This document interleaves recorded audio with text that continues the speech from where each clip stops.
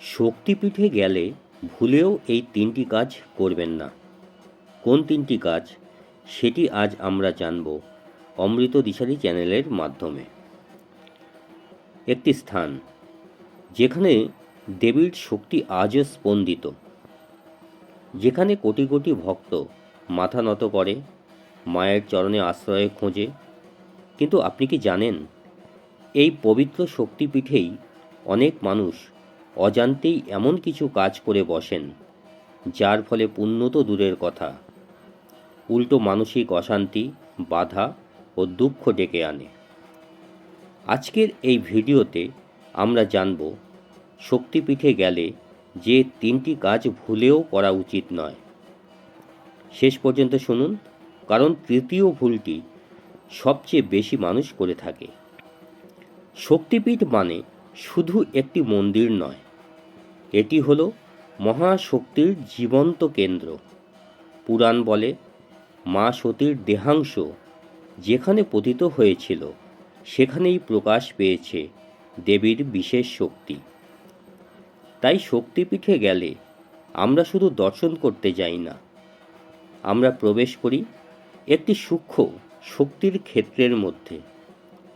আর ঠিক এই কারণেই সাধারণ মন্দিরের নিয়ম এখানে সব সময় প্রযোজ্য নাও হতে পারে।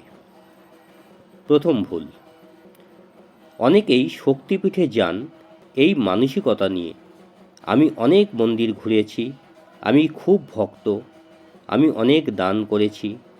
কিন্তু মনে রাখবেন, মা শক্তির সামনে সবচেয়ে বড় বাধা হলো অহংকার।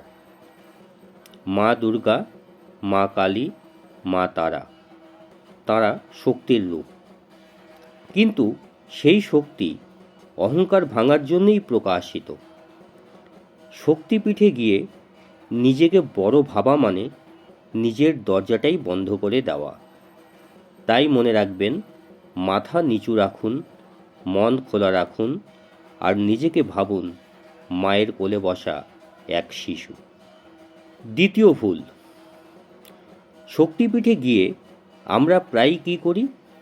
অন্য ভক্তকে বিচার করি, পুরোহিতকে নিয়ে মন্তব্য করি, ভিড়, প্রসাদ, নিয়ম নিয়ে বিরক্ত হই। কিন্তু জানেন কি, শক্তিপীঠে প্রতিটি মানুষ নিজের কর্মফল নিয়ে আসে। আপনি যখন কাউকে বিচার করেন, আপনি তখন নিজের মনকেই অশুদ্ধ করেন।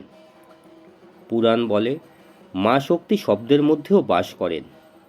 অশুদ্ধ বাক্য শক্তির প্রবাহে বাধা সৃষ্টি করে। তাই শক্তিপীঠে গেলে কম কথা বলুন, কঠিন কথা বলবেন না, আর কারো ভক্তিকে কখনো ছোট করবেন না। তৃতীয় ভুল, এটাই সবচেয়ে বড় ভুল, আমরা যাই, মা এটা দাও, মা ওটা দাও, মা আমার কষ্ট দূর করো। কিন্তু প্রশ্ন হলো, আপনি মাকে কি দিলেন? না, আমি দান দক্ষিণার কথা বলছি না, আমি বলছি আপনার মন, আপনার বদভ্যাস, আপনার অহংকার। শক্তিপীঠে গেলে যদি মনের এই বদভ্যাসগুলো ছেড়ে না আসেন, তাহলে সেই যাত্রা অসম্পূর্ণ থেকে যায়। মায়ের কাছে যাওয়ার আগে বলুন, মা আমাকে বদলাতে সাহায্য করো। শক্তিপীঠে যাওয়া ভ্রমণ নয়, এটি এক অন্তরযাত্রা। অহংকার ছেড়ে যান, বিচার ছেড়ে যান, আর শুধু চাওয়ার মনোভাব ছেড়ে যান। তবেই মা শক্তি নিজে আপনাকে যা প্রয়োজন তাই দেবেন। যদি এই ভিডিওটি আপনার চোখ খুলে দেয়, তাহলে লাইক করুন, ভক্তদের সঙ্গে শেয়ার করুন, আর এমন গভীর শাস্ত্র ও পুরাণ ভিত্তিক ভিডিও পেতে চ্যানেলটি সাবস্ক্রাইব করুন। জয় মা শক্তি।